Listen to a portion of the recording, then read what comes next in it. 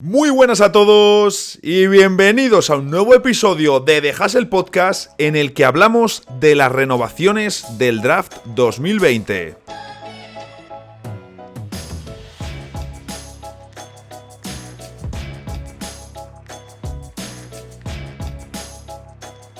Ha empezado la NBA, todo el mundo está hablando del inicio de temporada, lógicamente, ¿no? Cuando una temporada arranca, todo el mundo está deseoso de saber qué ha ocurrido, qué ha sucedido, qué jugadores lo han hecho mejor, quiénes lo han hecho peor. ¿Y qué ocurre? Que yo estoy grabando este episodio después de la primera jornada, después de la primera noche, pero antes de la segunda. De hecho, en un ratito me voy al cine. Entonces, claro, tengo que dejarlo preparado antes.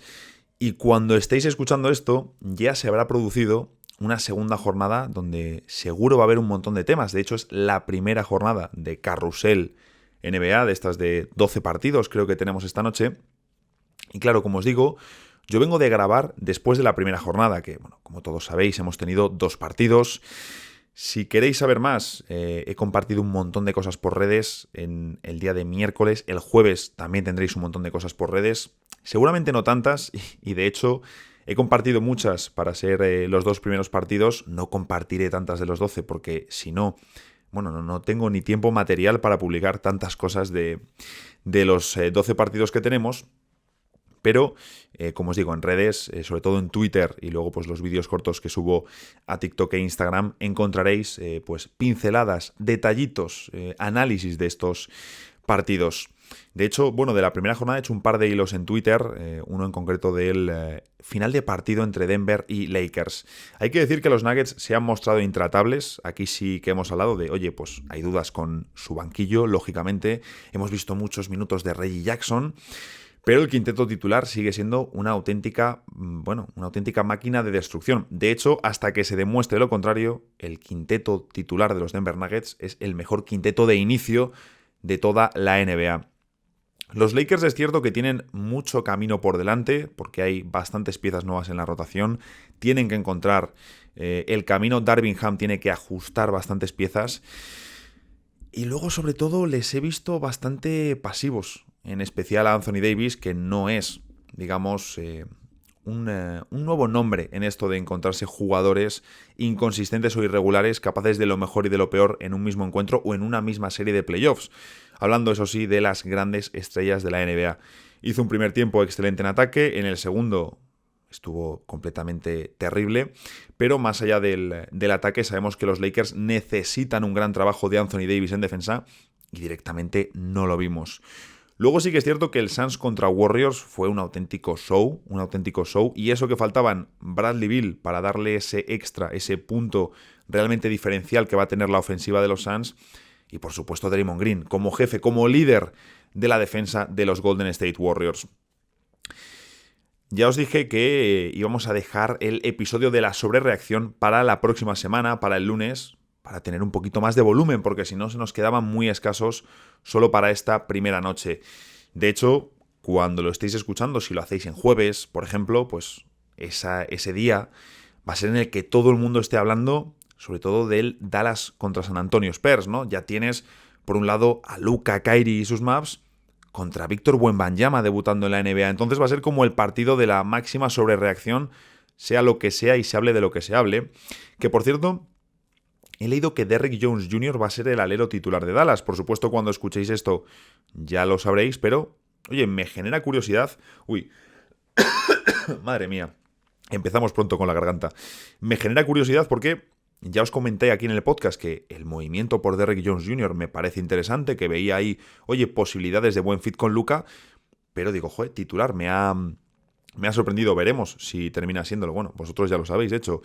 Como digo, tendréis más contenido en mis redes, sobre todo en Twitter, de lo que es más el día a día de la jornada. ¿De qué vamos a hablar hoy? De las renovaciones del Draft 2020.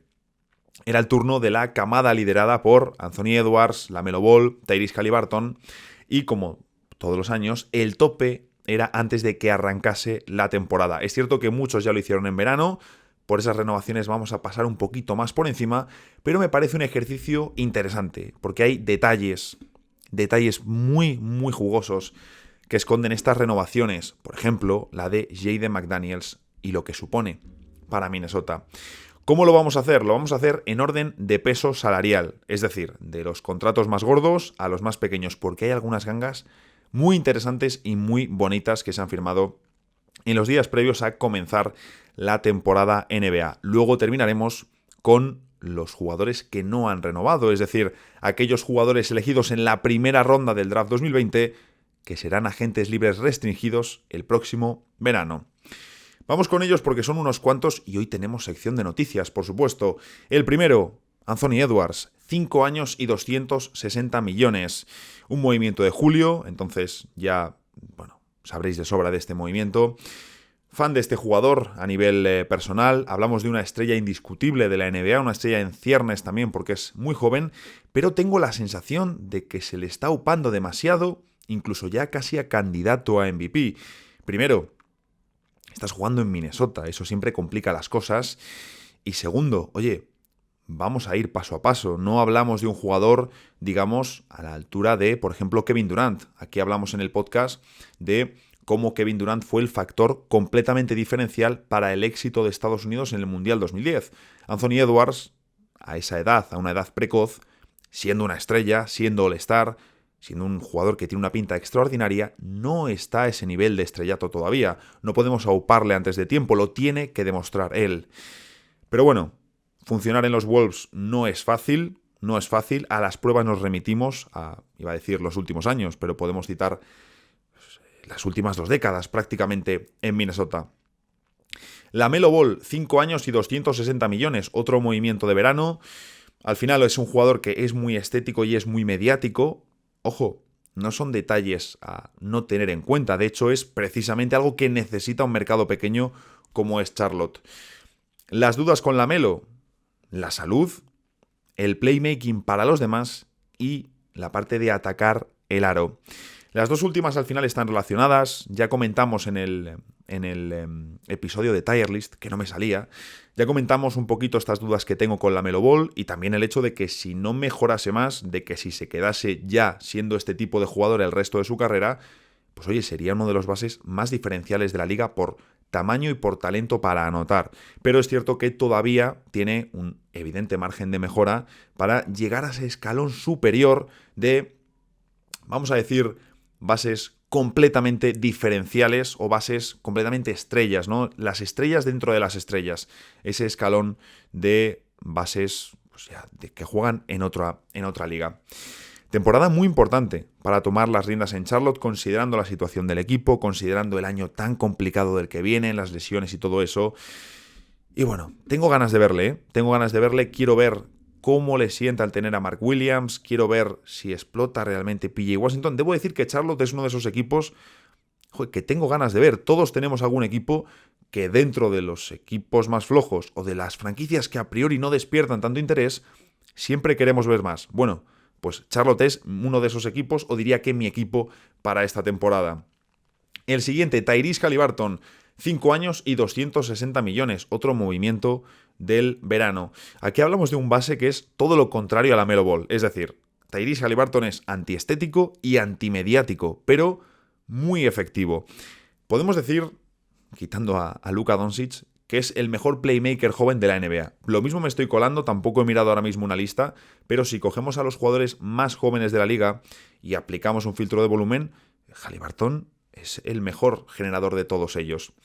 Creo que además, o por lo menos me gusta mucho, el hecho de que Indiana también ha reforzado la identidad del equipo. A Haliburton le viene muy bien jugar con ritmos elevados, le encanta jugar en transición. De hecho, Indiana podemos decir que el año pasado fue el mejor equipo de la liga en transiciones, porque eran el segundo en porcentaje de posesiones, de que sus ataques eran en transición más de un 20%, y luego además eran el cuarto equipo que más puntos por posesión generaba en este tipo de situaciones. Es decir, les gusta mucho correr y se les da muy bien, y ahí Haliburton despliega todos sus encantos. Me gusta porque además se ve que es un base de esos que juega pensando en dónde está la mejor opción para que su equipo anote. Es algo que me fascina. Y bueno, Obi Toppin es un refuerzo para la identidad de Indiana de correr. Obi Toppin, que es precisamente uno de esos jugadores del draft 2020 que no ha firmado renovación. Además, creo que Rick Carlisle es un entrenador que le viene muy bien a Tyrese Haliburton por su estilo de juego. Bueno, yo de hecho metí a Indiana entre los equipos a los que espero ver en playoffs. Me gustaría, es un equipo así joven, atrevido, que además no es tan consumido por el público casual y oye, pues eso me gusta también. Bueno, estas son las 3 renovaciones, digamos, tochas, las 3 renovaciones más importantes, más potentes del draft 2020, los que han soltado el dinero del mega máximo. No significa que sean las únicas pequeñas. De hecho, el siguiente, Desmond Bane, otro movimiento del verano, renovó por 5 años y 207 millones con Memphis Grizzlies. ¿Vale tanto dinero Desmond Bane? Pues en la NBA actual, sí. Entra en una temporada clave.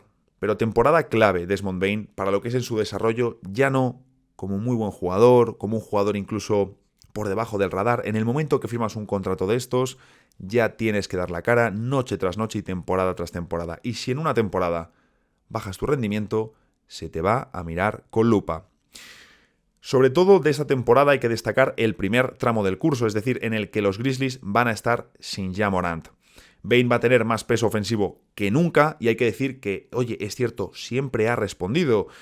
Vale, en los playoffs no estuvo bien, no estuvo acertado, pero una mala serie de playoffs la puede tener cualquiera y en general los Grizzlies estuvieron, no sé si decir por debajo de lo que esperábamos, porque yo al menos esperaba que los Lakers se mostrasen superiores a un equipo tan joven como el de Memphis, pero Desmond Bane siempre es un jugador que da la cara, siempre cumple y aunque falle, siempre toma buenas decisiones. A mí me gusta mucho. De hecho, yo le metí en mi lista de tapados para, ¿por qué no?, el Dream Team de París 2024. Si tienes bajas y se caen jugadores, Desmond Bane es un jugador que te ofrece físico, te ofrece defensa, te ofrece muy buena mano desde el perímetro y, como digo, te ofrece una muy buena toma de decisiones, que es algo que no todas las estrellas siempre tienen, y más las norteamericanas.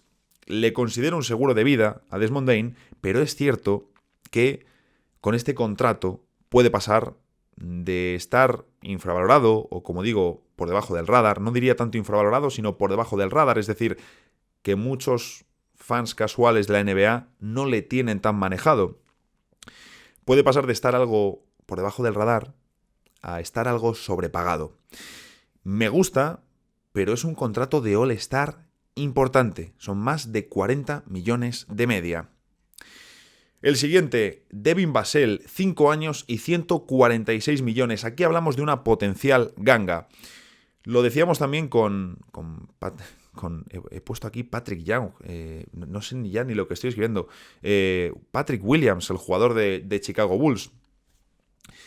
Sí, claro que encima Patrick Williams, lo hablábamos, era compañero de Devin Vassell en la universidad, vería la tremenda renovación que había sacado su compañero y dijo, pues oye, si yo estaba mejor proyectado antes que él en el draft, tengo que sacar más que él. A Devin Vassell, mejor dicho, le pagan más por lo que esperan que haga que por lo que ya ha hecho.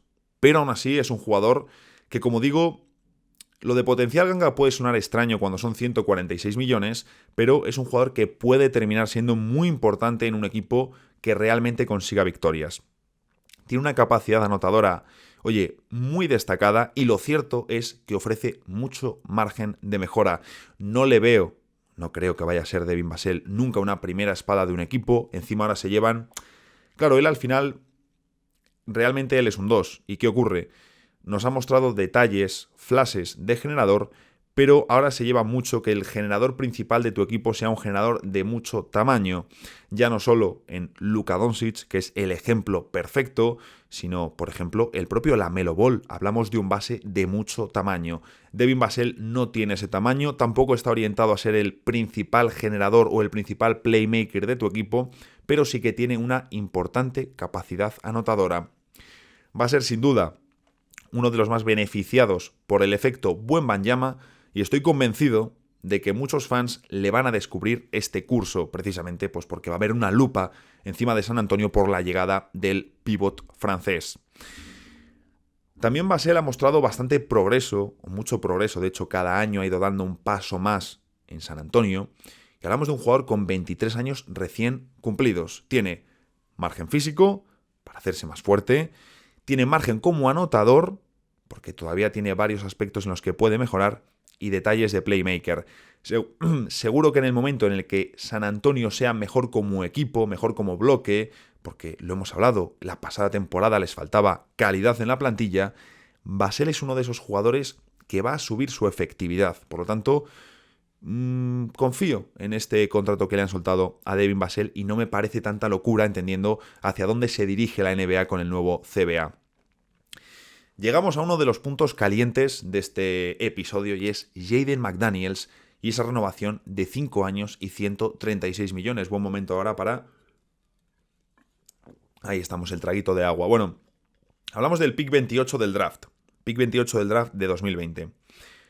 Lo que, a lo mejor, oye, lo sabréis muchos y me sorprendo, pero Jaden McDaniels fue elegido por los Lakers en el draft. Pero es que fue elegido por los Lakers en el draft después de ganar la NBA, es decir, después de la burbuja de Disney.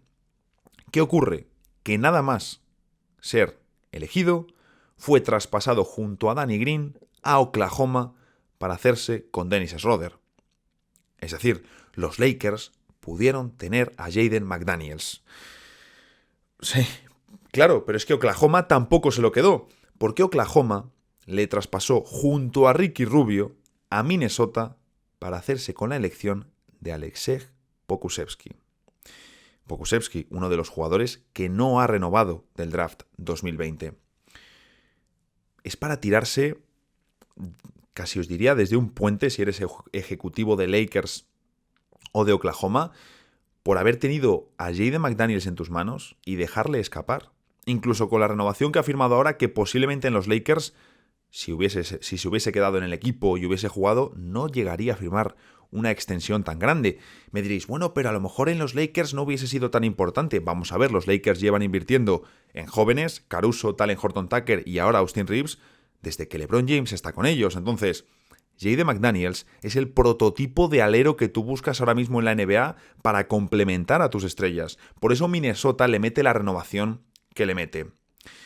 Hablamos de un candidato a defensor del año, uno de los mejores aleros defensivos de toda la NBA actual. Sin duda, bueno, es que si es candidato a defensor del año, lógicamente es uno de los mejores en su puesto. Le hemos visto hacer clinics defensivos contra alguno de los mejores jugadores del planeta y viene de firmar un 39,8% en triples. Un jugador de 23 años, 2,06 metros de altura y que realmente solo tiene una temporada entera de experiencia como titular en la liga. ¿Qué ocurre? Que este contrato, el que firma McDaniels, si lo sumas a la renovación de Anthony Edwards, de la que ya hemos hablado, al de Naz Reid, que le firmaron en verano, oye, a una extensión muy positiva para la franquicia, cerrando a uno de los pivots que mejor funciona desde el banquillo de toda la liga. Y si a estos tres contratos sumas los de los amigos Karl Anthony Towns y Rudy Gobert, en la 2024-2025 Minnesota estará en el segundo apron, es decir, capadísimos a nivel salarial.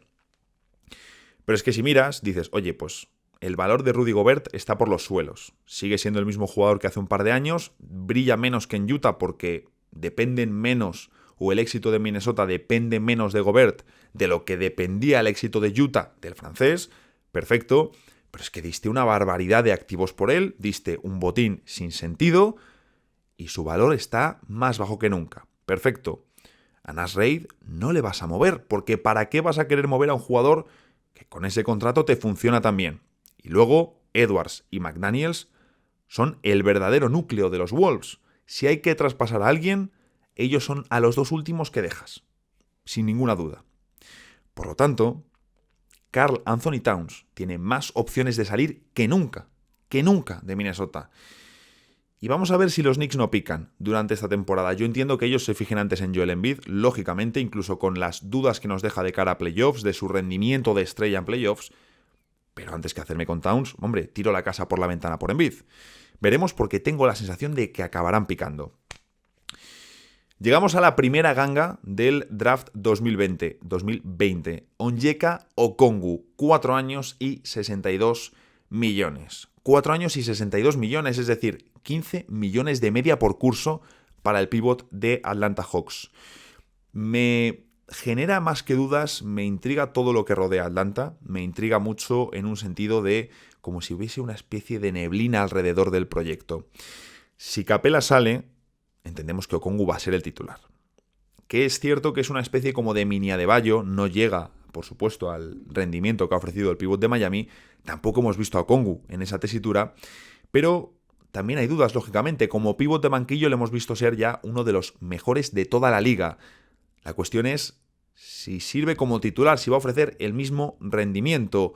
Pero tengo una cosa muy clara. Si la temporada de Atlanta no va bien, y que no vaya bien significa estar en puestos de play-in, con el equipo que tienes, con la plantilla que tienes, con la madera que tienes, debes estar en uno de los puestos que da acceso directo a los playoffs del este. Si las cosas no van bien, tienes que mover a Clint Capela, o renovarle y moverle, lo que sea, pero necesitas ya un refresh más claro en el equipo.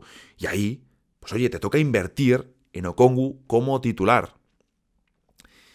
Yo lo cierto es que cada vez que le he visto jugar, oye, a mí me ha gustado más, incluso en los grandes escenarios. Yo entiendo que dependes mucho de Capela, me parece un notable jugador, un notable pívot. A Luka Doncic le encantaría tener a un tipo como Capela en su equipo, pero, bueno, como os digo, Atlanta a nivel general deja bastantes dudas. Dicho esto, estoy elogiando a Okongwu. Esta noche que juegan contra Charlotte, pues o jugará poco, o hará un partido horrible, o hará un partido de pasar completamente desapercibido. También lo apunté por Twitter y me parece relevante porque si juntamos este contrato, firmado justo antes de empezar la temporada, con el de DeJounte Murray, que renovó en verano por 4 años y 114 millones, una media de 28 millones por curso, más allá de encajes o de las dudas que nos pueda dejar el proyecto de los Hawks, son dos contratos muy buenos para la franquicia. Deni Avdija, 4 años y 55 millones. Otra ganga. Hablamos de un jugador que cumple los 23 años en enero, es decir, muy jovencito. Es cierto que tiene el problema del triple, es un jugador que hasta ahora ha dado un rendimiento muy escaso como tirador y esto puede ser un limitante muy serio en la NBA actual. Pero hablamos de un jugador grande, completo, inteligente, que toma buenas decisiones y que está en una temporada para asumir mucho más peso en Washington. Siempre que Jordan Poole le deje. Ya vimos en pretemporada esa imagen viral de Avdija en la que se desesperaba con la toma de decisiones de su nuevo compañero. Yo soy fan de cómo juega Avdija, de su estilo, pero tengo claro que este contrato no lo cumple entero en los Wizards. Será un activo muy jugoso para negociaciones y lo inteligente sería cuidarle, porque no te sale ni a 14 de media por año. Josh Green, 3 años y 41 millones, otra ganga. Hablamos de un perfil de alero diferente a Avdija, aunque es cierto que Avdija es un alero grande, un 3-4, más para tener el balón en sus manos, y Green es un 2, un 3 bajito, que juega sin balón, que aporta energía, defensa, cortes y que ha mejorado mucho con el tiro exterior.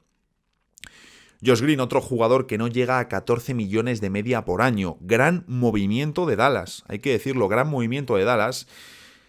Pero también es cierto que Green tiene que demostrar en playoffs. La última vez que estuvo en playoffs era injugable prácticamente Josh Green.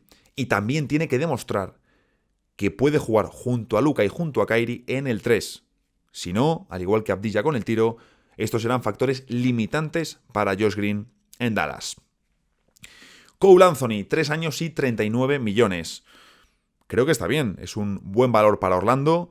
Su rol ideal es realmente el que ya tiene, es decir, un base anotador para el banquillo. Es cierto que tiene que trabajar en la eficiencia con el tiro, todavía es joven, no está en el mejor equipo, es lo que hablábamos antes con Devin Vassell. Normalmente cuando estás mejor rodeado, cuando tienes un equipo más hecho, sueles mejorar tu efectividad. No siempre puedes ser irregular y tener una temporada peor, pero Cole Anthony es muy claro que es un jugador para ser un base microondas. Perfecto. No me fascina, no es de mis jugadores favoritos, pero es útil y, como digo, sabes lo que te va a dar. Además, sabéis que estoy ahí desde hace tiempo pendiente del backcourt de Orlando, de cómo evoluciona y de qué hacen con los jugadores que tienen allí. Pase lo que pase, desde la perspectiva de la franquicia, has cerrado una renovación positiva. Si se queda, porque es un contrato interesante para el equipo, y si no, si decides moverle, pues oye, es una ficha interesante para traspaso. Es más o menos el dinero que ha firmado Josh Green, un poco menos, pero, como digo, es que también es cierto que si comparas, pues hombre, cualquier contender se iría antes con Josh Green, que a priori es más jugable en playoffs. Sí, tiene cosas que demostrar todavía, pero es más jugable porque si Cole Anthony es tu base, tiene que ser de nuevo tu base suplente. Si Cole Anthony es tu base titular, es que eres uno de los peores equipos de la liga. Oye, pues tú le utilizas en playoffs, que tiene el día, perfecto, te puede ganar él solo un partido de playoffs, pero si no tiene el día tienes que sentarle, porque a lo mejor te propicia a él un cambio de dinámica, que el equipo rival se vuelva a meter y que te hagan un parcial. Entonces, ¿sabes lo que es? Cole Anthony no va a evolucionar a un gran base director o a un gran base titular, pero como digo, Orlando sabe lo que tiene. Y llegamos a las últimas renovaciones. Voy a pegarle otro traguito de agua porque... Madre mía, ¿eh? Qué mal sienta que empiece la NBA. Aaron Nesmith, 3 años y 33 millones con Indiana Pacers. Creo que es uno de los tapados de estas renovaciones. Hablamos de un buen alero de rotación. Puede ir al 4 a pesar de no ser especialmente alto. Tiene buena mano. Lo hizo bien con Indiana. Y oye, pues firma un contrato que es bueno para ambas partes. Zeke Naji. Cuidado aquí, 4 años y 32 millones de dólares. Sin duda es uno de los más intrigantes de toda la camada. Va a ser el suplente de Nikola Jokic, al menos lo ha sido en el primer partido, y oye, tendría sentido que invirtieses en él, recién renovado, antes que darle minutos a DeAndre Jordan. Como digo, año para comprobar si sirve ya para Denver Nuggets. En estos meses, de hecho. Ofrece un interesante combo gracias a el posible tirador que pueda haber en él, esa cierta capacidad anotadora que muestra y una versatilidad interesante atrás sin ser un súper especialista. Apunta a ser uno de los contratos de mejor valor del draft 2020 según pase esta y la siguiente temporada. Creo además, juraría que tiene opción de jugador para el último año, no recuerdo ahora bien, pero solo con lo que te puede dar 2-3 temporadas de suplente barato de Jokic, perfecto, oye, tienes ahí un valor fantástico. Y por último, Peyton Pritchard, 4 años y 30 millones. Una renovación que se dio después del traspaso de Jrue Holiday, era necesaria para Boston Celtics después de haberse quedado prácticamente sin banquillo. Y es cierto que Pritchard es un base suplente solvente para temporada regular, pero ¿cuánto puede jugar en playoffs? Sí, si se queda en el equipo para la postemporada, su rol va a ser pequeño, pero en esos minutos te pueden hacer bastante daño. Entonces, yo entiendo que Boston le va a utilizar como una posible ficha salarial antes del cierre de mercado de traspasos en febrero. De todos modos, si no encuentras algo realmente mejor, quédate a Peyton Pritchard, porque tampoco es terrible. Y oye, por ejemplo, la segunda unidad de Denver, incluso si Zeke Naji no lo hace muy bien, si Reggie Jackson luego en playoffs vuelve a ser un poco injugable, pues tú sacas pocos minutos, algunos suplentes, y que te mantengan el marcador, o que no recibas un parcial muy bestia hasta que entren tus titulares. Boston se debe construir de la misma manera. La pregunta es si Boston tiene un especialista defensivo como Peyton Watson, tiene un jugador con energía como Christian Braun y tiene un grande interesante como Zeke Naji. Creo que la respuesta la sabemos todos. Jugadores no renovados, no me voy a detener en los casos, simplemente por encima comentar cómo están. Immanuel Quickley, bueno, un jugador que, tal y como están los Knicks metidos en potenciales conversaciones de traspaso, él sería uno de los que en principio podría irse, y si se queda, ganar un papel mucho mayor, así que tiene sentido no renovarle. 3/4 partes de lo mismo para Tyrese Maxey, que al final se ve afectado por el caso de James Harden en Filadelfia. James Wiseman, número 2, elegido por los Warriors en Detroit Pistons, y en una situación que, si hablamos del backcourt de Orlando lleno de jugadores jóvenes, lo del juego interior de Detroit es una historia, ya completamente, parece de ficción. Saddiq Bey, oye, un jugador que no entendí muy bien por qué Detroit le dio la patada, que en Atlanta les ha funcionado, pero que entiendo que no han llegado a la renovación porque le pedía mucho más dinero a la franquicia de lo que estaban dispuestos a darle, y todavía debe demostrar continuidad. Luego tenemos a Obi Toppin, acaba de llegar a Indiana, completamente normal que no cierre la renovación. Precious Achiuwa, que nos mostró detallitos en Miami, en Toronto tiene su papel, pero que, también tiene bastante que demostrar. Isaac Okoro, un alero interesante, da energía, da defensa, ha ofrecido flashes en ataque, pero no han sido constantes, por lo tanto es normal que no renueve. Chuma Okeke, Chuma Okeke, a mí este jugador cuando llegó a la NBA, a pesar de que estaba lesionado, me parecía interesante, pero no le hemos visto hacer ni grandes cosas ni tener un gran papel con Orlando Magic. Típico jugador que sale a la cancha y por desgracia pasa bastante desapercibido. Kira Lewis Jr., elección de Nueva Orleans, que pues, de momento sin pena ni gloria. Alexei Pokusevski, este da para hacer un episodio aparte del fenómeno que fue en su día y ahora luego ha encadenado lesiones, de hecho se volvió a lesionar justo antes de la pretemporada, está ahí un poco en tierra de nadie y veremos cuál es su futuro en la NBA. Malachi Flynn, que es una especie de Peyton Pritchard en versión mala, incluso le veo como con más energía, pero con menos calidad, no sé muy bien cuál es el futuro de Malachi Flynn en la NBA, pero puede ser un jugador muy interesante para Europa. Y por último, Killian Hayes, que es una de las grandes o la más grande decepción de las primeras elecciones del draft. Como podéis ver, queda mucho por resolver. Todos estos nombres que acabo de mencionar van a ser agentes libres restringidos en el próximo mercado. Así que seguro que nos da para muchos debates y para más episodios.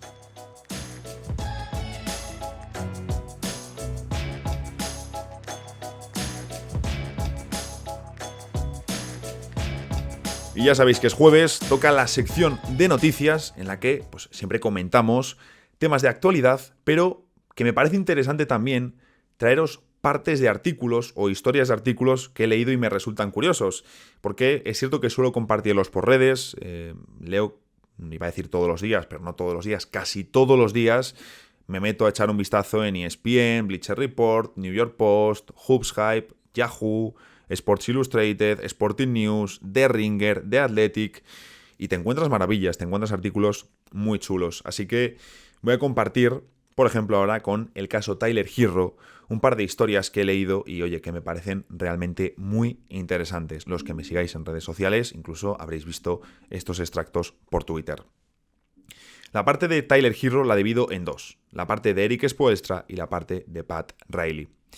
La parte de Erik Spoelstra es bastante sencilla y es que nos vienen a contar en un artículo muy bueno de The Ringer que Spoelstra y Tyler Herro quedaron después del Mundial para comer, para ponerse un poco al día.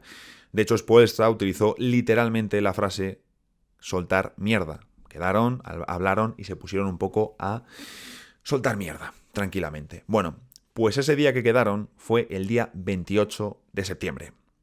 ¿Y sabéis qué pasó? Ese día, al rato de estar comiendo, el móvil de Tyler Herro empezó a sonar, pero a sonar todo el rato. Le estaban entrando llamadas, mensajes, tal. Y hubo un momento en el que él se puso nervioso y le dijo a Spoelstra que iba a mirar el móvil. Tyler Herro llevaba todo el verano dando por hecho que iba a salir traspasado de Miami, por lo que incluso, no lo dicen tal cual en el artículo, pero lo dan a entender, estaría nervioso porque dice, joder, a ver si voy a estar ahora con mi entrenador y justo me acaban de traspasar. Total, que le dice que va a mirar el móvil, mira el móvil y resulta que no. Que acaban de traspasar a Damian Lillard, pero no a Miami, sino a Milwaukee. Es decir, Spoelstra y Tyler Herro estaban juntos cuando descubren que Lillard es traspasado a los Bucks.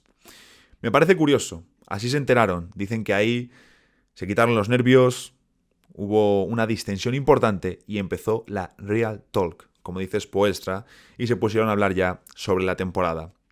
Y luego está la parte de Pat Riley, que aquí creo que vemos un ejercicio muy inteligente de una persona con experiencia en la NBA. Y es que justo antes de empezar la temporada, me refiero hace un día, 2 días, hace un par de días, apareció unas declaraciones de Pat Riley, no sé si fueron en exclusiva a un medio, no sé si fue una rueda de prensa, pero básicamente antes de comenzar la temporada, Pat Riley vino a hablar sobre Tyler Herro, de nuevo un jugador que consideró que no iba a volver a Miami esta temporada, y Pat Riley dijo lo siguiente: nunca le hemos ofrecido y no teníamos ningún interés en traspasarlo, pero cuando se habla de adquirir a un jugador top 5, nadie de nuestro equipo queda fuera de la conversación. Está claro que Jimmy Butler estaba fuera de la conversación, se supone que desde Portland pidieron a Bam Adebayo, algo que Miami no iba a hacer, porque si no dejaban de ser candidatos, pero es una buena manera esta de Pat Riley de dar confianza y a la vez achuchar a Tyler Herro, porque no solo dijo eso, sino que vino a señalar que este año, por la construcción del equipo, donde han perdido piezas muy importantes, van a necesitar más que nunca que Butler, Adebayo y Herro sean las grandes estrellas del equipo y que todo se asiente y construya alrededor de ellos. Son a quienes miramos, a quienes más se les paga. Deben tener el mejor año de sus carreras en el impacto para ganar partidos. Mensaje muy claro porque al final es Tyler Herro el que más debe demostrar de los tres. La no renovación de Klay Thompson. Bien, este es un tema que se ha comentado bastante en los últimos días, y es que Klay Thompson termina contrato en 2024 y según Shams Charania hay una diferencia significativa entre lo que pide el jugador y lo que le ofrece la franquicia. Recordemos que Klay viene de un contrato de 5 años y 190 millones que la franquicia le puso sobre la mesa tras su lesión de 2019, es decir, cuando él ya estaba lesionado después de perder las finales contra Toronto. Se supone que la directiva lo que prefiere es esperar y ver cómo se desarrolla la temporada y su juego. Y sí que señalan que parece el primer riesgo real de romper el núcleo formado por Stephen Curry, Klay y Draymond Green. Sí que podemos hablar de que Thompson volvió a un nivel notable tras sus 2 gravísimas lesiones. Pero claro, por encima de los 30, y recordemos que fue importante para el título de 2022. Pero hablamos de un jugador de más de 30 años que es innegable que tras 2 lesiones ya no es la estrella que era antes. Es lo normal y de hecho muchos jugadores ni siquiera hubiesen vuelto al nivel que ofrece Klay Thompson. Preguntado por esta potencial renovación y una vez que ya había salido de Golden State, Bob Myers dijo lo siguiente: es en parte, o es por eso que me fui. Muchas veces la gente dirá que esto es solo un negocio, pero no lo es. Habrá una estatua de Klay fuera del Chase Center. No se trata solo de dinero y de años. Por eso fue difícil para mí. Tienes relaciones con estas personas, especialmente si has tenido éxito con ellas, y ese núcleo ha estado unido durante 12 años. Thompson busca el último gran contrato de su carrera con el nuevo CBA y los Warriors, pues, por su parte, no quieren soltar 40 millones a un jugador que ha bajado rendimiento y que está mayor, que ya no es categoría de All-Star. Es fácil entender ambas partes e incluso diría que más fácil entender a los Golden State Warriors. Aunque de nuevo, Woj ya dijo hace más de una semana, porque todo esto que comentaba Charania salió el día de antes de empezar la temporada, pero Wojnarowski ya había apuntado más de una semana antes que estaban muy lejos ya no solo en dinero, sino también en años. Y reforzaba que es real la posibilidad de llegar al verano de 2024 sin un nuevo acuerdo entre Klay y Golden State, lo que dejaría al mítico jugador de los Warriors como agente libre sin restricciones. Y el último tema de hoy es los minutos limitados para LeBron James. Hemos visto a LeBron jugar tan solo 29 minutos en el primer partido de temporada de los Lakers, pero no fue ni casualidad ni resultado de la superioridad de Denver. De hecho, es el plan de la franquicia para dosificar a su estrella, que recordemos, el próximo 30 de diciembre cumple 39 años. Aquí lo hemos comentado varias veces que la idea de los Lakers, cuando ficharon a LeBron, era ir reduciendo sus minutos en temporada regular, pero el fracaso del experimento Russell Westbrook destrozó esta idea y James tuvo que jugar mucho más de lo ideal por las terribles carencias colectivas. Darvin Ham decía después del partido que es fácil quedarse en la emoción del encuentro. Tiendes a olvidar que quieres jugar tramos largos, pero para que LeBron sea lo más efectivo posible tenemos que ser conscientes de sus minutos y cuánto duran esos tramos largos. LeBron decía también, al ser preguntado por esto: siempre quiero estar en la cancha, especialmente cuando tienes la oportunidad de impactar, pero este es el sistema y lo voy a seguir. Más allá de que perdimos, creo que mi actuación fue productiva. Tuve un +7 en cancha y terminé sin pérdidas. Me gusta lo de no tener pérdidas más que ninguna otra cosa. La cuestión para los Lakers es que es simple. Para que el plan de dar descanso a LeBron funcione, hay 2 nombres clave, sobre todo uno.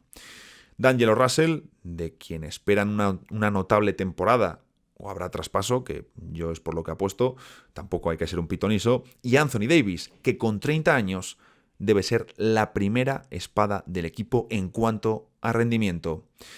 Más allá de lo que haga Davis, más allá de sus inconsistencias, del posible traspaso de Russell, estamos en el inicio del final de LeBron James, es decir, la primera vez que le vamos a ver jugando menos de verdad en temporada regular. Pero bueno, lo importante es que la NBA ya está aquí, hay que disfrutar, hay que dejarse llevar y en el siguiente sobrereaccionaremos juntos. Porque, ya sabéis, nos vemos el lunes en el próximo episodio de Dejas el Podcast.